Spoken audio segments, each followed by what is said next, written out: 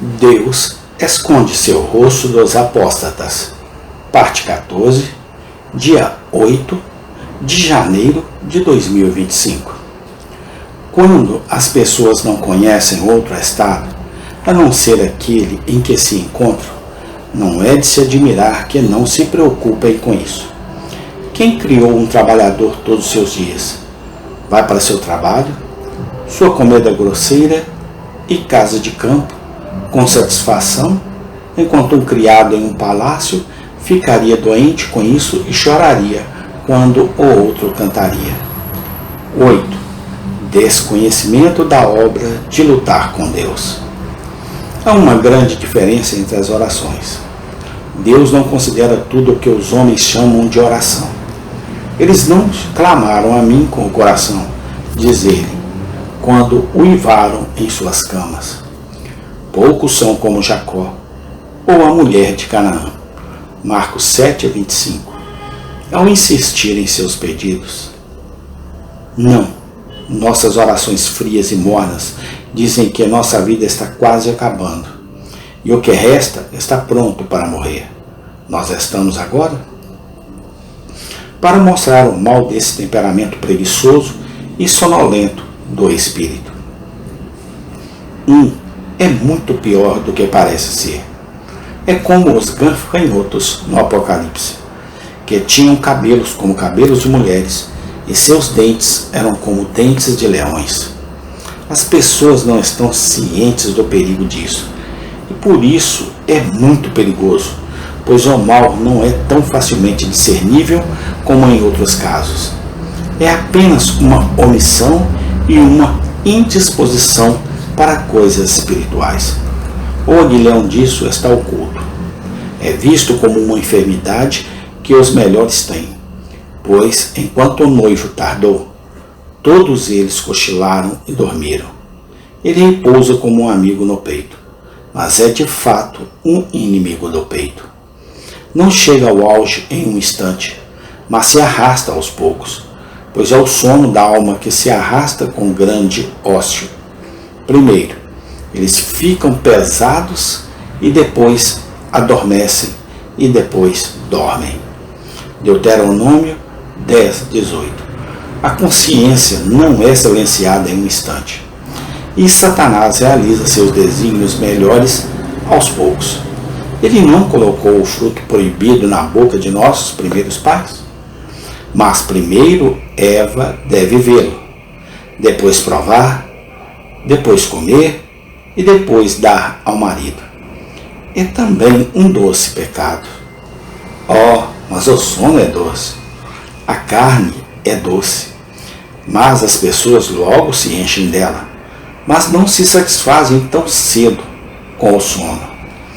Quando um homem e uma mulher não podem ter prazer em qualquer outra coisa, ele pode dormir. Quando as pessoas perdem todo o prazer em Deus, em sua palavra e ordenanças, elas podem ter prazer nesse temperamento preguiçoso. 2. É um temperamento de espírito muito odioso para Deus. Como vinagre para os dentes e como fumaça para os olhos, assim é o preguiçoso para os que o enviam. Eu gostaria, diz Jesus, que você fosse frio ou quente. Então, porque você é morno, e nem frio nem quente, eu vou vomitar você da minha boca. Um príncipe ficaria doente se fosse levado a uma casa enfumaçada e recebesse vinagre em vez de vinho. Então, Deus abomina tal temperamento e os serviços que procedem dele. Deus é um Deus vivo, e ele não pode amar, mas odiar almas mortas e inativas. Cristo não mantém comunhão com tais. Eles estão na cama, as portas estão fechadas, eles não podem se levantar para deixá-lo entrar. Então ele vai embora. Cantares 5:3-6. Pois eles preferem sua facilidade à comunhão com ele. Para eles, é um trabalho sem coração e, portanto, Deus não pode amá-lo. 3. É destrutivo para a alma. Provérbios 24, 30:34. Quando os homens dormem, Satanás está semeando seu joio, e assim pode fazer uma semeadura de alegria, que será colhida em lágrimas. As faixas, quando colocadas na alma, podem ser macias como lã, mas como ferro ao rompê-las, como no caso de Davi. Ele lança a alma graciosa em um consumo espiritual, e as almas sem graça pica até a morte. Por muita preguiça, o edifício decai, e por ociosidade dos baldies, a casa cai. Esse temperamento mata convicções. Sufoca os arautos do Senhor da Glória e impede uma boa obra no botão. Atos 24:25, Oséias 6:4. Acontece com muitos, neste caso, como com um homem ou uma mulher sonolento, que sendo muitas vezes chamado para se levantar, ainda adormece novamente, até que o outro se afaste dele. Também sufoca muitas boas resoluções. Que cristãos corajosos muitos de nós teríamos sido, se tivéssemos sido o que decidimos ser. Mas, infelizmente, esse temperamento os tornou como milho nos telhados das casas, murchando antes de crescer, ou como Raquel, bonita, mas estéril. A consciência faz com que muitos resolvam emendar-se, mas a preguiça espiritual não deixa mover um pé, pois corta os tendões de todos os bons empreendimentos e torna os homens e mulheres incapazes, tanto para fazer quanto para sofrer.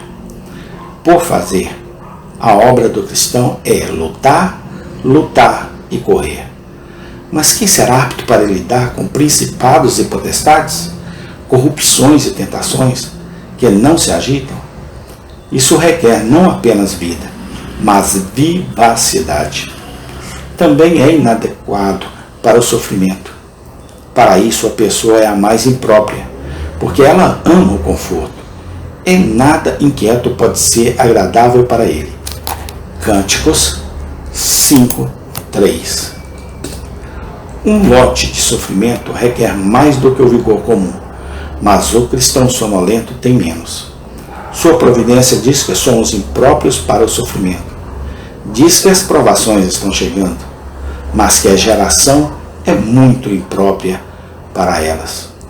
4. É um pecado materno. É mãe, é enfermeira para outros pecados. Provérbios 24:30-31. Gera outros pecados, como o adultério de Davi. Olhe como a morte se apoderando do corpo gera vermes e corrupções. Então a morte na alma produz luxúrias repugnantes. De onde vem toda essa carnalidade? Leveza, falta de apetite pelas coisas espirituais? Mas daí são os nascimentos monstruosos desde o útero. Amém. Tem continuação. Que a misericórdia de Deus acampe ao redor de todos nós, no nome do Senhor Jesus Cristo. Amém e amém.